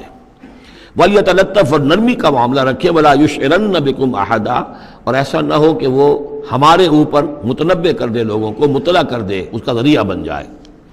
إِن يَظْهَرُوا عَلَيْكُمْ، اگر وہ تمہارے اوپر غالب آ گئے اور قابو پا لیا انہوں نے تم پر، يَرْجُمُوكُمْ، یا تو تمہیں رجم کر دیں گے، اب سنسار کر دیں گے،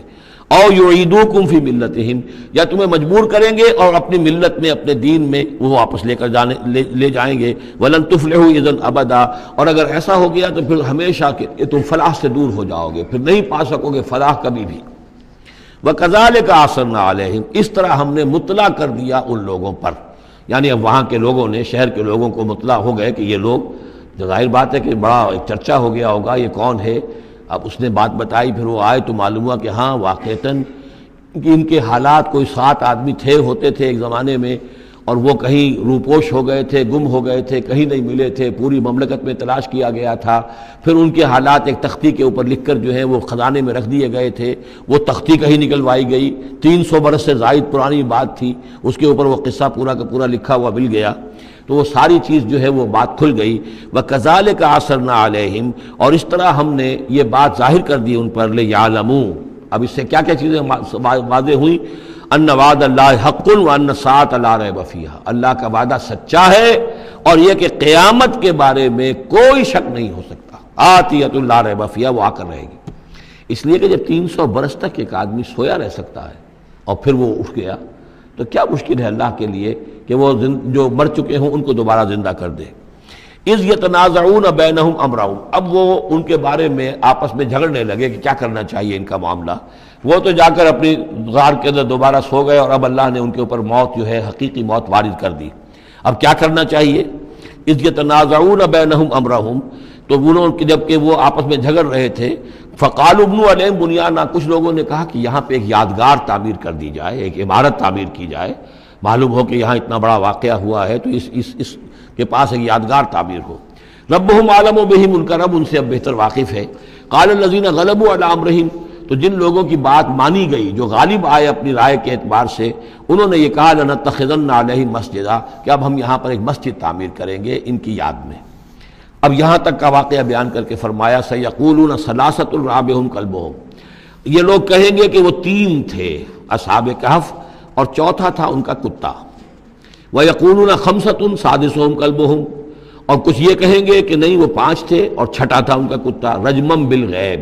یہ ساری باتیں جو یہ کہہ رہے ہیں یہ اندھیرے کے اندر ٹامک ٹوئیاں ہیں، یہ تیر تکے چلا رہے ہیں اندھیرے کے اندر. وَيَقُولُونَ سَبْعَةٌ وَثَامِنُهُمْ كَلْبُهُمْ، اور ان میں سے کچھ وہ بھی ہیں جو کہتے ہیں کہ وہ 7 تھے اور 8واں ان کا کتا تھا. قُلْ رَبِّي أَعْلَمُ بِعِدَّتِهِمْ، کہہ دیجئے کہ میرا رب زیادہ بہتر جانتا ہے کہ ان کی تعداد کتنی تھی. مَا يَعْلَمُهُمْ إِلَّا قَلِيلٌ، نہیں جانتے اس چیز کو مگر بہت کم لوگ.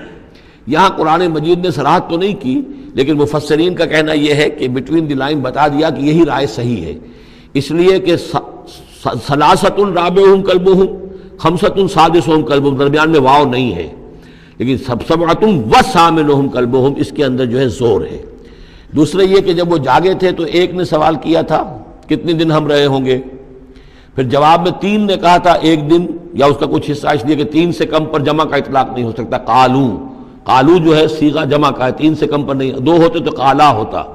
اسی طریقے سے پھر جنہوں نے یہ کہا کہ چھوڑو اس مسئلے کو اور کسی کو بھیجو کھانا لانے کی، وہ بھی کم سے کم 3 تھے، اس لیے کہ وہ بھی قالو کے لفظ کے ساتھ ہے، تو 3 جمع 3 اور ایک پوچھنے والا وہ 7 بن گئے. ویسے یہ کہ گبن کی کتاب میں بھی میں نے آپ کو بتایا 7 سلیپرز، یہ گویا کہ ان کی ہاں بھی جو ٹریڈیشنز ہیں ان کی روایات جو تاریخی چلی آ رہی ہیں ان میں یہ کہانی کے طور پر یہ چیز موجود ہے ان کے لٹریچر کے اندر.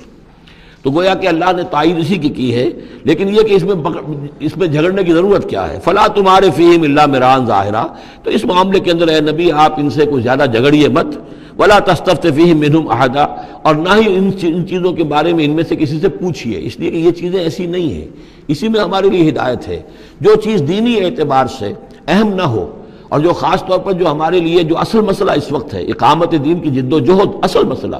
اس کے اعتبار سے جس کی اہمیت نہ ہو اس کے بارے میں زیادہ چھان بین کرنا، زیادہ بحث و نظام میں پڑھنا جو ہے وقت ضائع کرنا ہے، بلکہ وہ اپنی اس جد و جہد کو نقصان پہنچانے والی بات ہے. فلا تمہارے فیہم الا مراء ظاہرا ولا تستفت فیہم منہم احدا ولا تقولن لشیء، یہ بہت اہم واقعہ آ رہا ہے یہاں. اس واقعے میں حضور صلی اللہ علیہ وسلم سے ایک سہو ہو گیا تھا. جب یہ سوالات کیے گئے تو حضور نے فرمایا ٹھیک ہے میں اس کا جواب دے دوں گا، تم آنا. اور یہ کہ انشاءاللہ نہیں کہا، کل تم آنا میں تمہیں جواب دے دوں گا، انشاءاللہ نہیں کہا. صاف ہو گیا، غلطی ہو گئی. لیکن یہ کہ اللہ تعالیٰ نے جن کے جتنے رتبے بلند ہوتے ہیں پھر ان کی سختی بھی اتنی ہوتی ہے. جن کے رتبے ہیں سوا، ان کی سوا مشکل ہے. ہم عام طور پر یہ باتیں کہتے رہتے ہیں ہمارے لیے اللہ نے کیا گرفت کرنی ہے کہ ان کی کوئی حیثیت ہی نہیں، کوئی مقام ہی نہیں. لیکن یہ کہ جو بلند مقام والا ہو اور وہ بغیر انشاءاللہ کہہ دے کہ کل یہ ہو جائے گا اور انشاءاللہ نہ کہے تو اس پر پھر گرفت ہو گئی. تو حضور کی کئی دن گزر گئے کہ جبرائیل نہیں آئے اور آپ کے لیے پھر ایک مشکل پیدا ہو گئی. گویا کہ مخالفین نے تالیاں پیٹ دی ہوگی کہ لو بس فیل ہو گئے، ناکام ہو گئے اس امتحان کے اندر جو ہے وہ تو اب یہ کامیاب نہیں ہو پائے. اس کے بعد جبرائیل آئے، یہ واقعات بھی لے آئے، ساتھ ہی یہ ہدایت بھی لائے. وَلَا تَقُولَنَّ لِشَيْءٍ إِنِّي فَاعِلٌ ذَلِكَ غَدًا، دیکھیے کبھی نہ یہ کہیے گا کہ یہ کام میں کل ضرور کر دوں گا، إِلَّا أَن يَشَاءَ اللَّهُ، مگر اس استثناء کے ساتھ اگر اللہ نے چاہا. یہ ہماری تہذیب کے اب یوں سمجھیے کہ کچھ کلمات ہیں سماجی، ہمارے ثقافت کے، ان کے اندر جو ہے توحید کی روح جو ہے وہ کوٹ کوٹ کر بھری ہوئی ہے. کوئی اچھا منظر دیکھا سبحان اللہ، یعنی یہ کہ اس منظر میں کچھ نہیں ہے، اصل میں حسن اللہ کا ہے. پھول دیکھا سبحان اللہ، پھول کی تعریف نہیں کر رہے ہیں، اب بنانے والے کی تعریف ہے جس نے اتنا عمدہ پھول بنایا ہے. کوئی آپ کو کوئی تکلیف رفع ہوئی، کوئی ضرورت پوری ہوئی الحمدللہ، بھوک لگی ہوئی تو کھانا کھایا الحمدللہ، تعریف اللہ کے لیے. کوئی چیز آپ اپنے گھر میں داخل ہوئے، منظر اچھا لگا، بچے کھیل رہے ہیں، بڑا اچھا ماحول ہے، کہیے ماشاءاللہ ماشاءاللہ، جو اللہ کو پسند ہے. یہ جو کچھ ہے وہ اللہ کی مشیت سے ہے، یہ کوئی میری صلاحیت سے میری قوت سے تو نہیں ہے. اسی طرح سے کوئی کام کرنا انشاءاللہ، میں یہ کام کرنا تو چاہتا ہوں، ارادہ تو ہے، لیکن ظاہر بات ہے کہ اللہ تعالیٰ کی مشیت کے بغیر، اللہ کی مرضی اور اذن کے بغیر تو نہیں ہو سکتا. تو یہ بھی گویا کہ، اور یہ سارے کلمات اس صورت میں آپ کو مل جائیں گے، ماشاءاللہ، انشاءاللہ. اور اس سے پہلے ہم الحمدللہ سے شروع کر چکے ہیں. الحمدللہ الذی انزل علی عبدہ الکتاب ولم یجعل لہ عوجا ولا تقولن لشیء انی فاعل ذلک غدا الا ان یشاء اللہ واذکر ربک اذا نسیت، اور اپنے رب کو یاد کر لیا کیجئے جب آپ بھول جائیں. یعنی یہ کہ اگر کسی وقت بھول جائیں تو پھر جب یاد آ جائے وَاذْكُرْ رَبَّكَ تو پھر اللہ تعالیٰ کی طرف دھیان لگائیے. وَقُلْ عَسَىٰ أَن يَهْدِيَنِي رَبِّي لِأَقْرَبَ مِنْ هَٰذَا رَشَدًا اور کہیے کہ ہو سکتا ہے کہ میرا رب اس معاملے میں اس سے بہتر راہ کی طرف میری رہنمائی کر دے. یعنی میں یہ کیوں کہوں کہ یہ کام میں کروں گا، ہو سکتا ہے اللہ تعالیٰ جو ہے اس سے بہتر کوئی صورتحال پیدا کر دے. لہذا اس معاملے کے اندر بھی کوئی زیادہ جازم ہو جانا نہیں چاہیے، بلکہ معاملات کو تفویض الامر الی اللہ، سپردم بتو مایہ خیشرا تو دانی حساب کم و بیشرا، تو اس طریقے سے انسان جو ہے اللہ تعالیٰ کے حوالے کیے رکھے. وَلَبِثُوا فِي كَهْفِهِمْ ثَلَاثَ مِائَةٍ سِنِينَ وَازْدَادُوا تِسْعًا اور وہ رہے اپنی اس غار میں 300 برس اور اس کے اوپر 9 سال. اس کی تعبیر کیا ہے؟ شمسی حساب سے 300 برس، اور یہ 300 برس جو شمسی ہوتے ہیں جو سولر کیلنڈر کے، وہ قمری حساب سے 309 بن جاتے ہیں. اس حوالے سے یہ دونوں عدد بالکل صحیح ہے. قُلِ اللَّهُ أَعْلَمُ بِمَا لَبِثُوا کہیے یہ بھی اللہ بہتر جانتا ہے کتنے عرصے رہے، اس میں بھی بحث میں پڑھنے کی ضرورت نہیں. لَهُ غَيْبُ السَّمَاوَاتِ وَالْأَرْضِ اللہ تعالیٰ ہی کے اختیار میں ہے اور اللہ ہی کے علم میں ہے غیب کل کا کل آسمانوں اور زمین کا. اب صرف بہی واسمے کیا ہی عجیب اور اچھا ہے وہ دیکھنے والا، اور کیا ہی اچھا ہے وہ سننے والا. اس کی سماعت، اس کی بصارت کا تم کیا اندازہ کرو گے. ما لہم من دونہ من ولی ان کا کوئی ساتھی اور پشت پناہ اور مددگار اور حمایتی نہیں ہے اس کے سوا. ولا یشرک فی حکمہ احدا اور وہ اپنے حکم اور اختیار اور اپنی حاکمیت کے حق میں کسی کو شریک کرنے کو تیار نہیں ہے. یہ جو توحید حاکمیت جو ہے اس کے بارے میں نوٹ کر لیجئے. سورہ یوسف میں ہم نے پڑھا ان الحکم الا للہ امر اللہ تعبدوا الا اياه ذلك الدین القیم. سورہ بنی اسرائیل کی آخری آیت میں آیا ولم یکن له شریک فی الملک، بادشاہت میں اس کا کوئی شریک نہیں. یہاں فرمایا ولا یشرک فی حکمہ احدا وہ اپنے حکم اور حاکمیت کے اختیار میں کسی کو شریک کرنے کے لیے تیار نہیں. وَاتْلُ مَا أُوحِیَ إِلَيْکَ مِن کتاب ربک اور اے نبی تلاوت کیجئے جو آپ کی طرف وحی کی گئی ہے آپ کے رب کی کتاب میں سے. یعنی یہ جو سخت حالات ہیں جن سے آپ گزر رہے ہیں، دباؤ ہے آپ پر بہت شدید، اس میں آپ کے لیے سہارا کیا ہے؟ وَمَا صَبْرُكَ إِلَّا بِاللَّهِ اور اللہ کے ساتھ اپنا قلبی تعلق اور ذہنی رشتہ قائم کرنے کے لیے سب سے مؤثر ذریعہ کیا ہے؟ قرآن مجید کی تلاوت. وَاتْلُ مَا أُوحِیَ إِلَيْکَ مِن کتاب ربک جو بھی آپ کی طرف وحی کیا گیا ہے آپ کے رب کی کتاب میں سے اس کی تلاوت کرتے رہا کیجئے. لا مبدل لکلماتہ اس کی باتوں کو بدلنے والا کوئی نہیں ہے. وَلَن تَجِدَ مِن دُونِهِ مُلْتَحَدًا اور اس کے سوا آپ کو کہیں کوئی پناہ نہیں ملے گی. پناہ دینے والا بھی وہی ہے، کوئی اور پناہ نہیں دے سکے گا. سختی کتنی بھی ہے جھیلیے، برداشت کیجئے. اس سختی کو آسان بنا سکتے ہیں اللہ کی کتاب کی تلاوت کیجئے اور کر کے سناتے رہیے اپنے ساتھیوں کو بھی. اسی سے تمہارے اوپر یہ سختیاں جو ہیں ہلکی ہو جائیں گی. ان بھاری چیزوں کو برداشت کرنا آسان ہو جائے گا. لیکن جان لیجئے پناہ ملے گی تو اللہ کے دامن میں. لن تجد من دونہ ملتحدا واصبر نفسک مع الذین یدعون ربهم بالغداۃ والعشی اور اپنے آپ کو روکے رکھیے اور صبر کیجئے ان لوگوں کے ساتھ جو اپنے رب کو پکارتے ہیں صبح و شام. یہ اگرچہ غرباء میں سے ہیں، یہ بلال ہیں،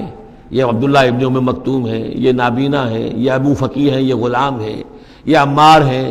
اور یہ اسی طریقے سے خباب ہیں، لوہار ہیں. یہ لوگ جو ہیں آپ ان کی رفاقت کو غنیمت سمجھیے. وَاصْبِرْ نَفْسَكَ مَعَ الَّذِينَ يَدْعُونَ رَبَّهُم بِالْغَدَاةِ وَالْعَشِيِّ يُرِيدُونَ وَجْهَهُ وہ اللہ کی رضا کے طالب ہیں، طلبگار ہیں، اللہ سے محبت کرنے والے ہیں. وَلَا تَعْدُ عَيْنَاكَ عَنْهُمْ اور دیکھیے آپ کی نگاہیں ان سے ہٹ کر ادھر نہ جائیں جن کے پاس دولت ہے. انہم ترید زینت الحیات الدنیا کہیں آپ کی نگاہ ادھر نہ جائے جہاں زیبائش ہے، آرائش ہے، دنیا کی چمک دمک ہے، دولت ہے. آپ ولید بن مغیرہ کی طرف تو متوجہ ہوں اور عبداللہ ابن ام مکتوم کی جانب نہ ہو. معاذ اللہ ایسا نہ کیجیے. یہ بالکل وہی بات ہے جو ہم سورہ ہجر میں بھی پڑھ چکے ہیں. وَلَا تَمُدَّنَّ عَيْنَيْكَ إِلَىٰ مَا مَتَّعْنَا بِهِ أَزْوَاجًا مِّنْهُمْ زَهْرَةَ الْحَيَاةِ الدُّنْيَا یہ جو بھی ہم نے ان کو دے رکھا ہے دنیا کا ساز و سامان، چمک دمک، اس کی طرف آپ کی نگاہیں نہ اٹھیں. ولا تعد عیناک عنہم، آپ کی نگاہیں ان سے ہٹ کر، انہیں نظر انداز کر کے ان لوگوں کی طرف نہ متوجہ ہو جائیں، ترید زینت الحیات الدنیا، تو کیا آپ بھی دنیا کی، کہ لوگوں کو یہ گمان ہونے لگے، شک ہو جائے کہ آپ کی نگاہ میں بھی دنیا کی زینت کا جو ہے بہت اس کی اہمیت ہے۔ ولا تطع من اغفلنا قلبہ عن ذکرنا، اور مت بات مانیے اس کی جس کے دل کو ہم نے اپنی یاد سے غافل کر دیا ہے، واتبع ہواہ، اور جو اپنی خواہش نفس کی پیروی کر رہا ہے، وکان امرہ فرطا، اور اس کا کام جو ہے وہ اعتدال سے بہت ادھر ادھر ہو گیا ہے۔ بارک اللہ لی ولکم فی القرآن العظیم ونفعنی وإیاکم بالآیات والذکر الحکیم۔